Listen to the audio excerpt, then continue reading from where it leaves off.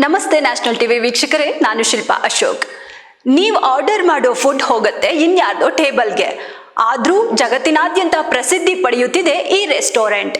ಈ restaurant famous ಆಗಿರೋದು ಇಲ್ಲಿ ಸಿಗೋ ಸ್ಪೆಷಲ್ ಫುಡ್ ಐಟಮ್ಸ್ ಇಂದ ಅಲ್ಲ, ಬದಲಿಗೆ ಇಲ್ಲಿನ ಸಿಬ್ಬಂದಿಗಳೇ ಇಲ್ಲಿ ತುಂಬಾ ಸ್ಪೆಷಲ್. ಏನಪ್ಪಾ ಅಂತ ಸ್ಪೆಷಲ್ ಅನ್ಕೊಂಡ್ರೆ ಅದು ಇಲ್ಲಿನ ಸರ್ವರ್ಸ್. ಈ ರೆಸ್ಟೋರೆಂಟ್ ನಲ್ಲಿ ನೀವು ಆರ್ಡರ್ ಮಾಡಿದ ಫುಡ್ ದಪ್ಪಯ್ಯ ಅಂದ್ರೂ ಸರ್ವ್ ಆಗಲ್ಲ.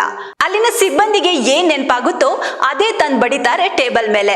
ಇಲ್ಲಿ ಗ್ರಾಹಕರ ಆರ್ಡರ್ ನ ಬದಲು ಸಿಬ್ಬಂದಿ ತಂದ ಆಹಾರವೇ ಟೇಬಲ್ ಏರುವುದು. ಏನಪ್ಪಾ ಇದು, ನಮ್ಗಿಷ್ಟ ಆಗಿದ್ ತಿನ್ನೋದ್ ಬಿಟ್ಟು ಅವ್ರಿಗಿಷ್ಟ ಆಗಿದ್ ತಿನ್ನೋಕೆ ಈ ರೆಸ್ಟೋರೆಂಟ್ಗೆ ಯಾರು ಹೋಗ್ತಾರೆ ಅಂತ ನೀವ್ ಅನ್ಕೋತಿದ್ರೆ, ಆದ್ರೂ ಇಲ್ಲಿಗೆ ಬರ್ತಾರೆ ಜನ.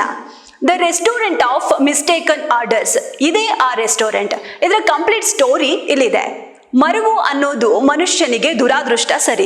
ಈ ಮೆಮೊರಿ ಲಾಸ್ ಇರೋ ಮನುಷ್ಯನಿಗೆ ಜೀವನ ನಡೆಸೋದು ಬಹಳವೇ ಕಷ್ಟ ಸರಿ. ಇದರಿಂದ ಅವರಿಗೆ ಅಲ್ಲದೆ ಅವನ ಸುತ್ತಮುತ್ತಲಿರೋ ಜನರಿಗೂ ಕೂಡ ಸಮಸ್ಯೆಯಾಗೋದು ಸತ್ಯ. ಹಾಗೆ ಆ ವ್ಯಕ್ತಿಯನ್ನ ಸಮಾಜವು ಕಡೆಗಣಿಸೋಕೆ ಪ್ರಾರಂಭಿಸುತ್ತೆ.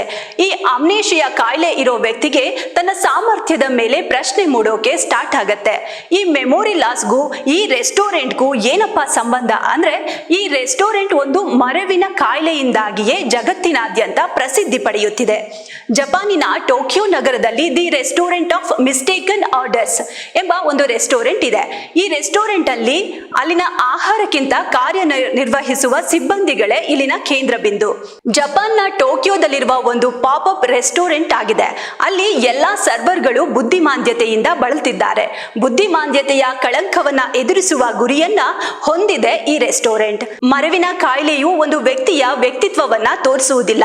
ಜ್ಞಾಪಕ ಶಕ್ತಿ ಕಡಿಮೆಯಾದ್ರೂ ಅವರಿಗೆ ಸಾಮರ್ಥ್ಯ, ಭಾವನೆ ಮತ್ತು ಸಾಮಾಜಿಕವಾಗಿ ತೊಡಗಿಸಿಕೊಳ್ಳುವ ಬಯಕೆ ಇರುತ್ತೆ. ಅಂಥವರಿಗೆ ತಮ್ಮ ಸಮಸ್ಯೆಯು ಕೊರತೆ ಎನಿಸದಂತೆ ತಮ್ಮ ಸಾಮರ್ಥ್ಯವನ್ನ ಹೊರ ಜಗತ್ತಿಗೆ ಪ್ರದರ್ಶಿಸಲು ಒಂದು ವೇದಿಕೆಯನ್ನ ಈ ರೆಸ್ಟೋರೆಂಟ್ ಕಲ್ಪಿಸಿದೆ. ಸಾಮಾನ್ಯವಾಗಿ ಇಲ್ಲಿ ಕೆಲಸ ಮಾಡ್ತಿರುವ ಸಿಬ್ಬಂದಿಗಳು ವೃದ್ಧರಾಗಿದ್ದು, ತಾವು ಯಾರಿಗೂ ಭಾರವಾಗದೆ ತಮ್ಮ ಖರ್ಚನ್ನ ನೋಡ್ಕೊಳ್ಳುವ ಗುರಿ ಅವರದ್ದು.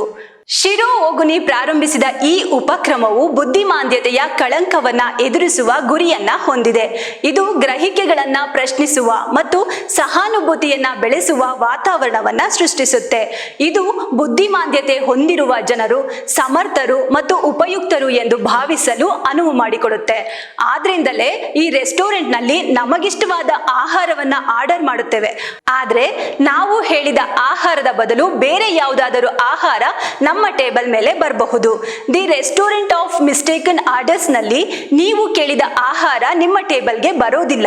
ಹಾಗಂತ ನೀವಿಲ್ಲಿ ಕೂಗಾಡಲು ಅವಕಾಶವಿಲ್ಲ. ಕಾರಣ ಇಲ್ಲಿರುವ ಎಲ್ಲಾ ಸಿಬ್ಬಂದಿಗಳಿಗೂ ಮರವಿನ ಕಾಯಿಲೆ. ಹಾಗಾಗಿ ನೀವು ಆರ್ಡರ್ ಮಾಡಿದ ಆಹಾರ ಬೇರೊಂದು ಟೇಬಲ್ಗೆ ಹೋಗಬಹುದು. ಅಪ್ಪಿತಪ್ಪಿ ನಿಮ್ಮ ಟೇಬಲ್ಗೆ ನೀವು ಆರ್ಡರ್ ಮಾಡಿದ ಆಹಾರವೇ ಬಂತಂದ್ರೆ ಅದು ನಿಮ್ಮ ಅದೃಷ್ಟ. ಟೇಬಲ್ಗೆ ಬಂದ ಆರ್ಡರ್ ತಪ್ಪಾದ್ರೂ ಗ್ರಾಹಕನಲ್ಲಿ ನಿರಾಶೆಯಾಗಲಿ ಕೋಪವಾಗಲಿ ಇರೋದಿಲ್ಲ.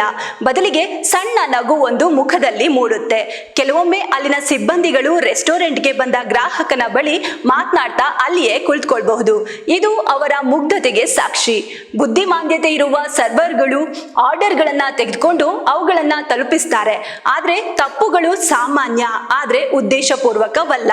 ಬುದ್ಧಿಮಾಂದ್ಯತೆ ಇರುವ ಜನರು ಬಗ್ಗೆ ಜಾಗೃತಿ ಮತ್ತು ಸಹಾನುಭೂತಿಯನ್ನ ಮೂಡಿಸುವುದು ಈ ರೆಸ್ಟೋರೆಂಟ್ನ ಪ್ರಾಥಮಿಕ ಗುರಿಯಾಗಿದೆ.